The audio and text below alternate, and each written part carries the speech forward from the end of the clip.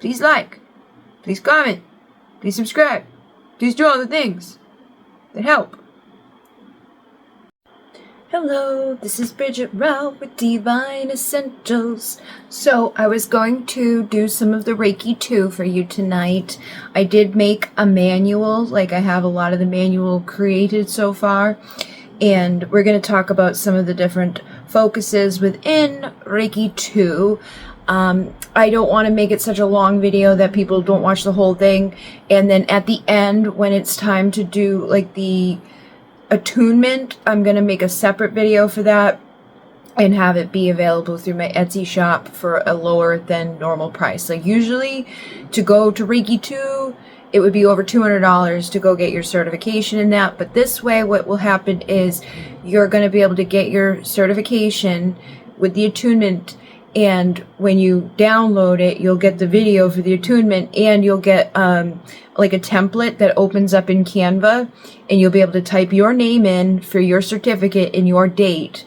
That way you can print out your certificate for your Reiki 2 attunement. So you'll get both of those things, the attunement video and the certificate, at the end of all of this. But there's a lot of stuff to discuss. So basically, at this level, when you're doing this, the first level, Reiki 1, is more so about self-healing for yourself and like learning about hands-on healing for yourself.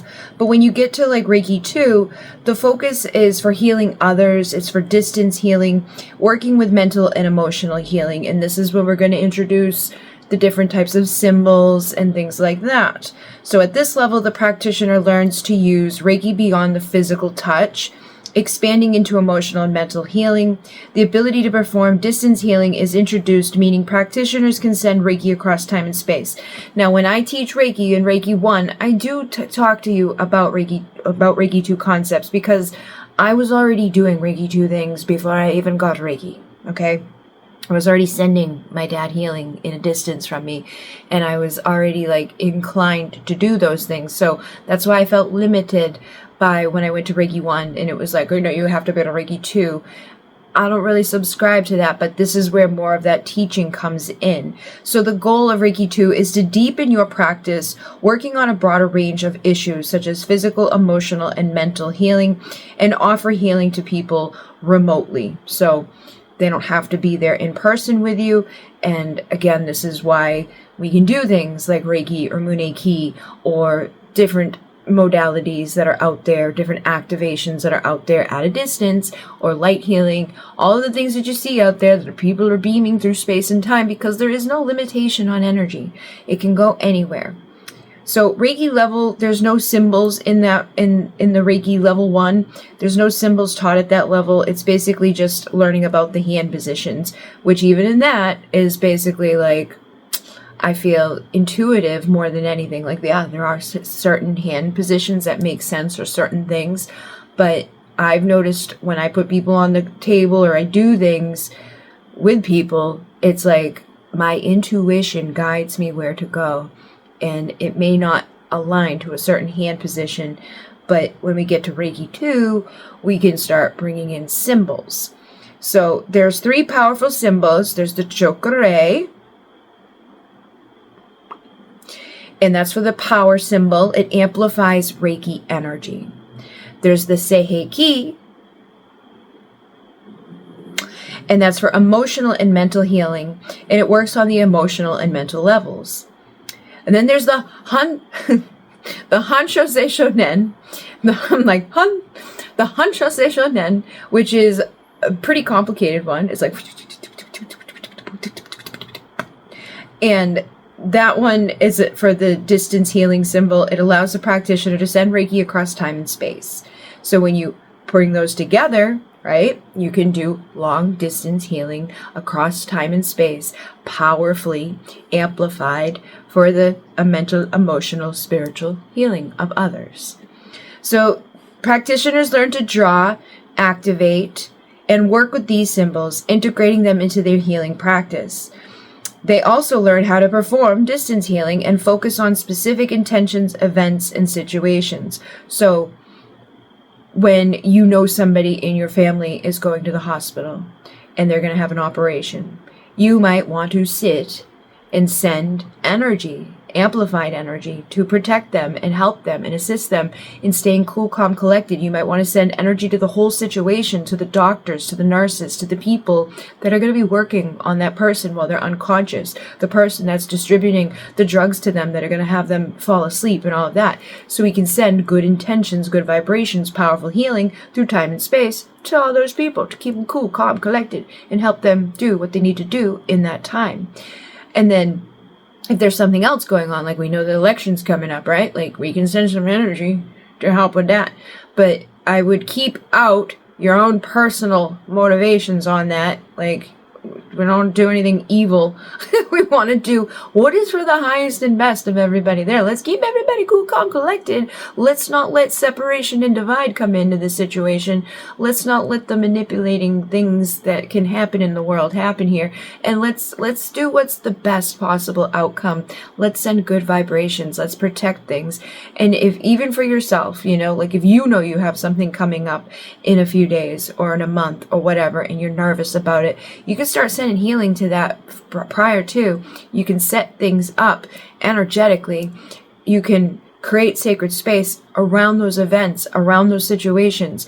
If you know you've got to go see somebody that you don't really like and you always end up arguing with, you can send healing to that situation, or you can send healing to that person, or you can even amplify up the energy within yourself to be able to deal with that circumstance without stooping to their level, or without getting yourself all discombobulated or over emotional or just not in a great place. So the energy flow and intensity, when you're at a Reiki 1 level, that practitioner is attuned to the Reiki energy and to begin channeling it through their hands. The energy flow may feel subtle as the practitioner becomes more accustomed to Reiki. The focus is primarily on a physical healing with a slower, gentle flow of energy, ideal for self-healing and working with close family and friends or your pets. But then with Reiki 2, the energy flow intensifies, so you may notice that you're more powerful after your Reiki 2 attunement. The practitioners become stronger channels and they can feel the energy more powerfully and be more focused with the energy. You may be more inspired with the energy. You may be more intuitive with the energy. You may get more like, oh, I know what I can do right now. Because, and I also believe that it depends. Like if you just got your Reiki 1 and sat on your hands and did nothing with it, then Reiki 2 may not be all that powerful for you because you haven't practiced. Everything we do in this world, you need to practice at it to get really good at it. Like every time I pull out a deck of cards and shuffle them up, I get better because I am learning and growing and evolving and trusting and seeing and knowing. And it just amplifies. So it's the same thing with like doing healings on people, regardless if it's yourself or others. You're gonna get better at it the more that you do it. You're gonna pick up on things and be inspired to do things more intensely. It's the same thing with our awareness, just having our awareness become more expanded, which I feel is amplified by doing these types of things. If you want to expand your awareness, have a better intuition, be more connected to the divine and to spirit, taking time out from the mundane world and tuning into energy and healing and all of that is going to help you to do that. And getting that feedback too from other people of like, oh, I felt this and this happened. Like, somebody told me today in the Patreon, they were like, oh, I did the activation and I was like feeling all this awesome stuff. I could feel it. It was crazy. Somebody got the Lara Triple Infinity Abundance right from Etsy recently and they were at work and they were like, is it okay if I do this at work? Because as soon as I turned it on, my throat was vibrating. And I was like, and they were like their security guard. So I was like, oh, you might be distracted, but you can do it at work. But I would also trust your gut on where you feel you should do it. When I do activations or meditations, I usually do it at night before I go to bed so that like I can absorb it and receive it and I don't really worry about it. But I have a lot of people who will message me and be like, I keep falling asleep. I keep falling asleep every time I try to listen to this or this. And I'm like, it's okay. You can fall asleep. It might even be better that you fall asleep because your conscious mind isn't going to be fighting the things that are going in. But I've also had people go on nature walks with my meditations and have crazy experiences that are happening for them while they're doing that. But I feel like for everybody, it's going to be how they feel guided to do it. But by doing it is going to get you better at being that stronger channel. So Reiki 2 level intensities expands beyond the physical healing, working on emotional, mental, and distance. The energy can be directed towards those specific goals and situations, deeper emotional issues, making it more intense experience. So you may start to find that the people who are showing up in your life exhibit things that are a little bit different, or you may get a little bit more tested on your path. Like when I was a Reiki 2, I had people that were showing up with severe depression. I had people that were showing up with different things like that. When I became a Reiki master, I had some people showing up with some crazy entities and things that were all up in them, and some really intense things. But even before that, when I was a Monika, because I did the Monika before I got my master for Reiki, and I had people showing up with cancer and clearing the cancer out, and like a lot of crazy things have happened. And I feel like it only happened when I was ready to facilitate that. And it wasn't me. It was spirit working through me. There's nothing about me that like you can't harness and do if you believe in it and practice it and show up to it and keep working with it. I feel like sometimes I dismiss a lot of the experience. Like I've had a lot of experiences. I've had a lot of things happen that are weird, that are otherworldly, that are unexplainable.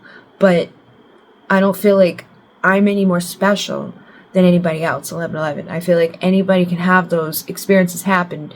You might need to invoke them. In my case, they invoked themselves and kind of took over my life and were like, this is what you're doing. And I was like, okay. And all of those other events that led up to where I am today have also just kind of presented themselves whenever. But it's also dependent on ourselves and how we're showing up and how we're taking care of ourselves and who we're surrounding ourselves and what we're feeding ourselves and thinking about and all of that. But you will evolve. You will get better. You will know what you're doing and be given things to do as you do more work on yourself. You'll be able to do more work for others. So the healing reach with Reiki 1 is primarily that hands-on limited self stuff. The practitioners focus Reiki in a personal, direct manner, but with the Reiki 2, this is you start reaching off into the people, animals, situations, distance, and it can be even sent to past events, future situations, or specific dates. Like I was just saying, like we can really tune into this. Like if you know you went through something as a child that was traumatic, or so-and-so went through something as a child that's traumatic, you can start penetrating those things to help people, because our traumas are there. And I find, and I can see it within people, a lot of times people will come and the things that they're being triggered about right now in this moment, so-and-so did this or didn't do that, or this is going on and it's triggering me and it's making me feel a certain way, is usually tied all the way back to some deeper seated things in the past that are either from childhood or old relationships or even past lives that are just coming up to the surface because you got triggered in the moment, and it's an opportunity to face it, to clear it, to heal it, so those triggers don't keep happening, so that you don't keep repeating that same experience, so that you don't stay stuck in a vibration that doesn't serve you anymore, and so you can ascend and evolve and actually heal and then help others to heal, because that's what the whole purpose of healing is. We heal ourselves to help others heal. Reiki 1, some emotional healing can occur, but the focus is on the physical level. It's primarily about personal growth and clearing energy blockages within the practitioner. So if you've had your Reiki 1 for a little while, you should be clearing those things out on your personal level. And then when you start opening up to the Reiki 2, you're going to see that you might start seeing some people. And I even feel like that's an opportunity for you to heal yourself, because when these people show up, they're going to mirror parts of you that are still like in there, that may still need a little bit of work. Like I know I attract certain, and sometimes I've even tried to run from the people that I attract. I'm like, too much. I don't want to deal with that anymore, because I'm like, I don't want to deal with that anymore. Like, but obviously if it's still showing up, there's lingering things underneath there that I need to heal. Like all the twin flame people showing up all the time, asking me questions about these things. It's like, obviously there's still something under there that I need to heal, right? Like, if I want to have a healthy relationship with somebody, if I want to be in a divine union, if I want to have a divine masculine, and these women are all showing up around me that are like, what's going on? And I can see for them a lot of stuff that is within me still, that I still need to work on. I still need to stir up. I still need to heal and cleanse and help other people with that as well. Attunement process in Reiki 1, just basically allowing you to open up your channels and to expand. Then with the Reiki 2, It just opens it up deeper. It allows you to channel the energies at a higher frequency. It's going to catalyze a deeper emotional and spiritual growth. The symbols and distance healing capabilities push practitioners to expand their perception and their intuition. So professional versus personal use. Personal use is more with the Reiki 1, and then with the Reiki 2 it becomes more professional, where you can start doing more like work with each other. You know, you could charge anyways at a Reiki 1, but when you're at Reiki 2, you should definitely be charging people for your time and your energy, like, or bartering. You should be receiving something, but it does deepen your ability to work with clients. It helps you to do so on those emotional, mental, and spiritual levels. So you may even find that you start being able to read the energies better, or to read into what's going on in people's energetic bodies a little bit more than you did at a Reiki 1. Okay? Because if you've been healing yourself with the Reiki 1 energy, you might notice things that are going on your energetic field and be like, oh, like I'm feeling anxious and this is what feels anxious on me. So when you get someone on your table that's dealing with some solar plexus stuff and they're feeling all anxious, you're going to recognize that. So at the end of their session, you can talk to them and be like, so I picked up some stuff here. It felt a little bit like anxiety. If you're a woman and you have like menstrual cycles, you may start feeling like what the menstrual cycle feels like, or what pregnant women feel like, or what people feel like when they have cancer, or what people feel. And again, it's going to take time. So if you haven't practiced all that much, don't worry about it, but start doing it. You got the perfect example right in front of you. Practice on yourself. I have a headache. Let me feel what that feels like. So when someone's on my table with a headache, I can work on it. And if I have a backache, let me feel what that feels like. Let me use myself to the best of my ability, and then let me start finding other people to practice on so I can strengthen that ability to be able to be the best practitioner that I can be. And you can go donate your time and energy to places. There's places out there that use Reiki practitioners. Hospitals do it now. Cancer wards are using it. Old folks' homes are using it. Alzheimer people probably need it. You can do it. You can. There's never going to be anybody out there that's like, no. There may be, but I really feel like it's, especially with Reiki at this point, it's well known, it's well received. You may get declined 1 or 2 places, but if you keep putting yourself out there to places that make sense, you know, you should get able to help people. So with the Reiki symbols, chokore is that power symbol. Talk about how to use it to increase the power of Reiki. And then the Seiheki is that a mental emotional symbol, and we'll talk about how to use that for mental and emotional healing, releasing negative thoughts and promoting balance.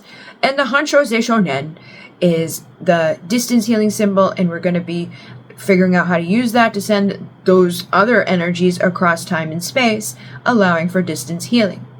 So with the chokore, how we draw it is like the 7 and the boopity boop. Okay. I also wanted to mention with the chokore is that you can open and close.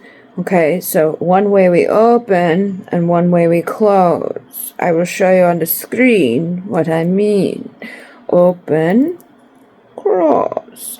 Open, close. Chokore, chokore, chokore. No.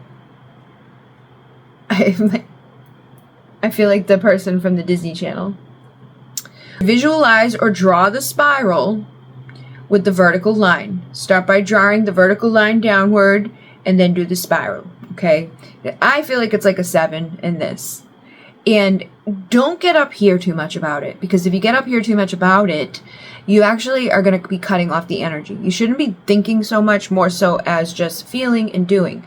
And what I learned over time that made it much easier for me was like, instead of like literally like being like, you can more so just visualize it. Visualize that symbol. You know what that symbol looks like.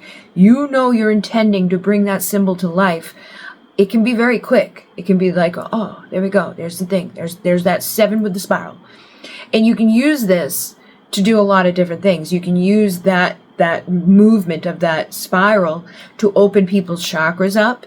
You can do that to open up all of their chakras and to expand, open their auric field so that you can get into their auric field and find different things, because people have many different things on many different levels. So there's the physical level, and then there's all these levels out here. So when you open up the chakras and you're scanning over somebody, very close to their body may represent some physical issues. But when you get a little bit further out, that may be like the emotional issues. And a little bit further out from there, maybe the mental issues. And then further out there from there could be those spiritual issues. And again, use your intuition to tap into those things and to feel what you're feeling in people's energy feels and what it connects to. And that's why practice is, again, perfect to become a good practitioner. Practice makes good perfect. Practice of the practitioner is what we got to do. And so you will start to see oh, there's a blockage here, but it feels like here. And then if you talk to the person at the end of the session, you find out that they haven't been talking to their truth emotionally. Maybe they're doing it logically, but they're not really expressing their emotion. They're rationalizing everything, or they have people in their family that they feel like won't understand their emotions, so they just suppress them. So there's a big block right here. But you'll get to pick that up through those sessions, through that practice, through that repetition, to become a better practitioner. And how to activate the chakra is through visualization. While drawing or visualizing the symbol, say or think the name chakra, chakra, chakra 3 times to feel the energy growing stronger with repetition. So you can practice that. You can literally practice just chakra, chakra, chakra, chakra, chakra, chakra. And you can beam it at yourself. You can beam it at different objects. You can beam it at your crystals. You can charge up your crystals. Chakra, chakra, chakra, chakra, chakra, chakra. You can charge up your videos. You can charge up your pictures. You can charge up your pets. You can charge up your bum. You can charge it up if you want. It's up to you. And the mantra obviously is chakra. Chakra, chakra, chakra.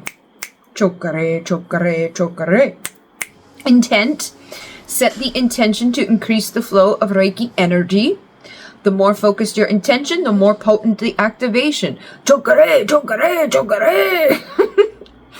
It'll be more powerful. Sometimes I've noticed by being straight and kind of squeezing my energy. I don't know how to explain it. Almost like if you're trying to do a Kegel. If you're trying to do a Kegel, you're squeezing your energy. It's like chakra, chakra, chakra. Sexual energy is very powerful, first of all. So don't be afraid to use your sexual energy. That healing doesn't need to be sexual, okay? But you can use your yoni. You can use your kundalini. You can use your energy to create. And our energy is powerful. And you don't have to be afraid of that type of stuff. And when you do an attunement, you have to hold your. It's like you hold it the whole time, and it's like and then you breathe. But it's helping to get that energy going, because all of us have that torrid field of energy around us. The earth has it around us. We have it around us. Our heart has it around us. Everything has it around us. It's like a donut of energy. And when you squeeze and you hold it, you help to amplify that energy. Okay. Amplify the energy using chakra at the beginning of your sessions to amplify the Reiki energy, or at any point in the session where you feel the energy needs a boost. Draw the symbol over the area of the body where the healing is needed. And you can either physically do it or mentally visualize it. And a lot of times when people are on your table, they're laying there with their eyes closed. So you don't have to worry about feeling like a weirdo. And there's been times that I've had weird ass things come in, totally different symbols from just the symbols that are connected to Reiki. And there's a lot more symbols than these, and some of them don't even really get talked about but I think that's because there's other Reikis. This is Usui Reiki. This is the traditional Usui Reiki from Dr. Usui, okay? But there are other Reikis out there, and there are other symbols out there.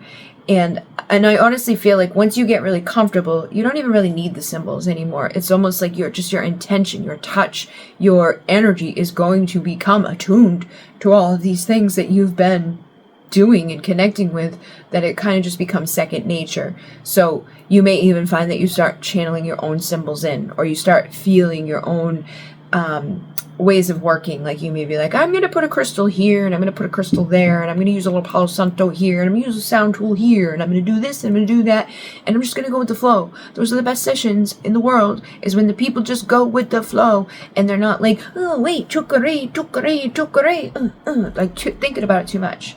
Don't think about it too much. Just let yourself feel and go. So, protection. Draw it over yourself, a room, or objects to shield and protect from negative energies. You can even visualize it around your aura for personal protection. Chokare, chokare, chokare, chokare, chokare, chokare, chokare, chokare, chokare. You can't get me. Okay? Sealing energy. After completing a session, you can draw the chokare to seal the energy and protect the recipient. Chokare, chokare. You can go like to their head, to their crown, to their root, to the all around. You can do whatever you want. And you can just visualize it. You can put it on a car. You can put it on a plane. You can put it on your baby. You can put it on your pet. You can put it on anything you want to put it on. Now, Seiheki. Seiheki to me looks like a little dude. It looks like a little bird. It looks like a little bird. You'll see. And it's for the emotional, mental healing. How to draw it. Start with the left side, beginning by drawing what looks like a backwards 3. And a wave on the left side, complete with these 2 little boop boops. Visualize the symbol as you draw, ensuring that the lines feel connected to the flow of your energy. And how to activate is to say, Seiheki, Seiheki, Seiheki, Seiheki, Seiheki, Seiheki, Seiheki, Seiheki, Seiheki, Seiheki, Seiheki, Seiheki. And just by invoking mentally and emotionally that symbol, holding that intention of clearing the emotional blocks and balancing mental energy while activating the symbol. How to work with this: you can use this to release emotional trauma, past hurts, or stress. Draw the symbol over your heart or over a client's heart to release emotionally anything that got up in there, any traumas, any sadness, any grief, any things that are not serving them. Seiheki, Seiheki, Seiheki. And it can also help with mental clarity. It can help to clear the mind of negative thought patterns. Draw it over the head and the crown and the third eye to bring mental clarity, mental clarity, mental clarity, mental clarity, mental clarity, mental clarity. Seiheki, Seiheki, Seiheki. Use Seiheki in areas where there's emotional turbulence or to calm and soothe someone's energy during stressful moments. The affirmation is Seiheki, and you can combine that with affirmations or mantras that invoke more positive mindset. I am powerful, I am grounded, I am stable, I am secure, I am safe, I am calm, I am balanced, I am healthy, I am anxiety free, I am stress released, I am good, I'm like relaxed, I'm awesome sauce. I'm all of those things. Seiheki, Seiheki, Seiheki. I'm attracting my best timeline. I am aligned with the universe. I am receiving my blessings. Seiheki, Seiheki, Seiheki. Okay? And then the Hansho Seisho Nen. Hansho Seisho Zen. Hansho Seisho Nen is for the distance healing. And how you do that is kind of complicated. Okay? We're going to just have to show you. Because, like, I feel like we're going to draw a series of characters that resemble a Japanese kanji. It's recommended to follow a diagram until you get comfortable. So I'm going to show you the diagram, and it will show you like 1, 2, 3, 4, 5, 6, and it goes through quite a few little of those. And again, just practice, like look at it and be like, okay, and make that symbol in the air as you're looking at, because it has arrows. It's like, this is 1 and it goes this way, and this is 2 and it goes this way, and this is 3 and it goes this way. So you're just going to be like, okay, until you get good at it. And again, like I said, you don't have to know it exactly heart for heart. Like I'm going to do every single one of these lines because that's too much up here. You want to more so remember what it looks like, what it feels like, and then combine that together and be like, okay, Hansho Seisho Nen, Hansho Seisho Nen, Hansho Seisho Nen. And that's how we do it. We visualize it, and we are using this to transcend time and space. And we recite the Hansho Seisho Nen, Hansho Seisho Nen, Hansho Seisho Nen 3 times. And we set the intention for distance healing. And again, you can repeat that mantra silently or aloud to deepen the connection to the symbol, Hancho Se Shonen. So if you're uncomfortable saying Hancho Se Shonen, you Hancho Se Shonen, Hancho Se Shonen, Hancho Se Shonen, and clear the intent while activating the symbol. Focus on healing across time and space. This could mean sending healing energy to someone far away, to a past trauma, to a future event. Okay, so this is a good one to have for when we know we got stuff coming up, or we know that we got stuff coming up from the past. Like, oh, this is connected to when this happened, or this is happening because that happened, or that thing's about to happen. Hancho Se Shonen, Hancho Se Shonen, Hancho Se Shonen, Seiheki, Seiheki, Seiheki, Chokare, Chokare, Chokare. Everything feels much better. So how to work with the Hancho Se Shonen? This is the primary symbol for sending over a distance. Visualize the symbol connecting you to the recipient or event across the time and space. You can use this symbol to heal past or send healing energy to your future self. And you can also use Reiki boxes. Yesterday, I went downstairs to get my Cricut because I'm selling my Cricut because I had the Cricut for a lot of years.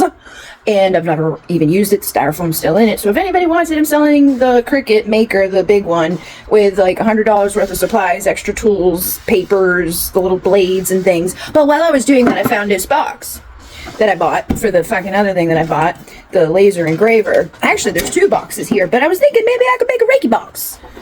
I could paint it and decorate it. There's 2 boxes here. There's a big one and a little one. There might even be a third one. Something else is in there. But this is the little box, and this is the big box. We could make a big Reiki box. If anybody's interested, let me know. And guess what's in there? Hamza Hans. Hamza Hans. Oh my goodness! We can make a protective Reiki box.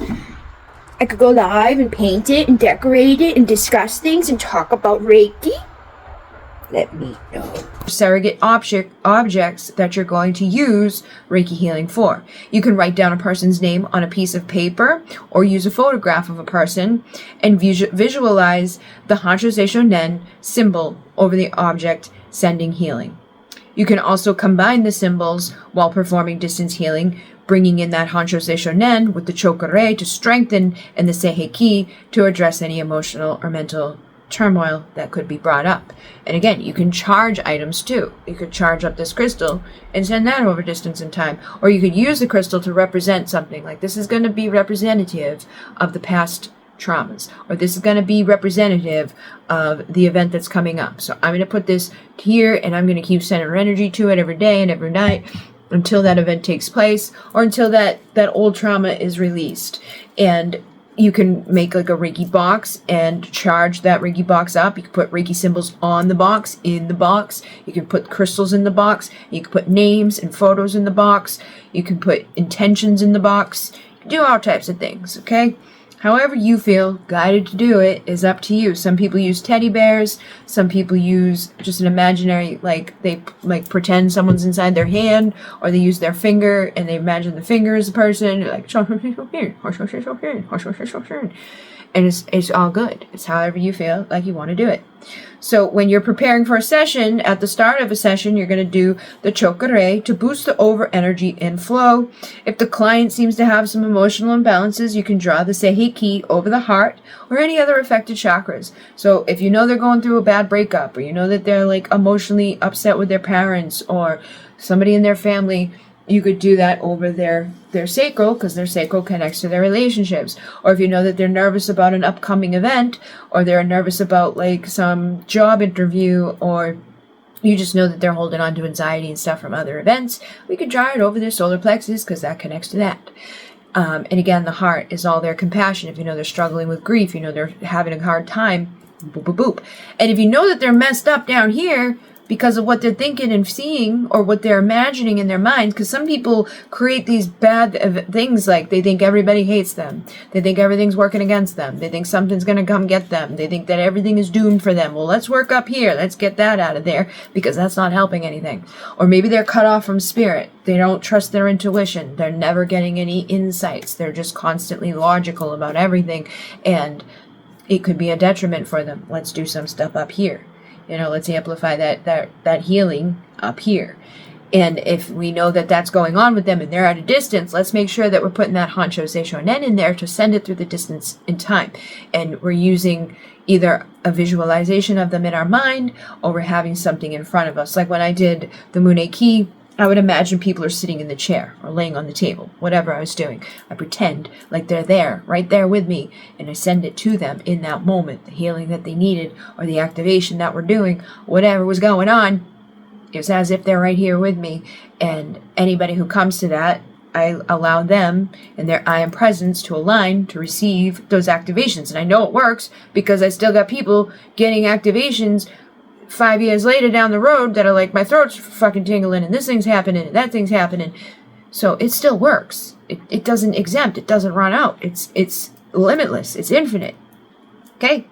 And for the mental clarity or to break through the negative thought patterns, again, Seiheki, Seiheki, Seiheki. And for the distance in general, Hansho Seisho Nen, Hansho Seisho Nen, Hansho Seisho Nen. And we can address all of these things by combining all three of those together.